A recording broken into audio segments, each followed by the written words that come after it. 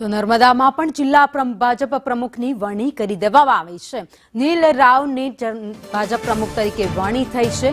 અગાઉ નર્મદા જિલ્લા ભાજપ મહામંત્રી પણ તેઓ રહી ચૂક્યા છે। વધુ અપડેટ સાથે સંવાદદાતા નરેન્દ્ર પેપરવાલા અમારી સાથે જોડાઈ ગયા છે। નરેન્દ્ર, નર્મદામાં નીલ રાવની વરણી।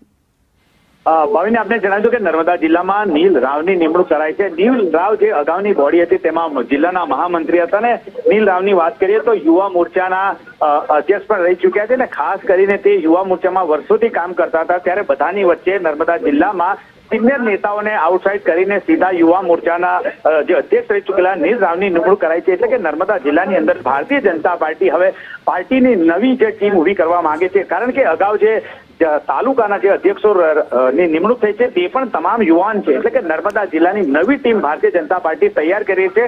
ખાસ કરીને ચૈતર વસાવાને કાઉન્ટર કરવા માટે નીલ રાવની નિમણૂક કરવામાં આવી છે। કારણ કે જે ચૈતર વસાવાનો વ્યાપ ડેડિયાપાડા સાગબારામાં વધી રહ્યો છે ત્યારે ભાજપને એક એવા નેતાની જરૂર હતી કે જે યુવા નેતા હોય અને બોલવામાં મતલબ એક તેજ તર્રા નેતા હોય। એટલા માટે નીલ રાવની નિમણૂક ભાજપે કરી હોય એવું લાગી રહ્યું છે।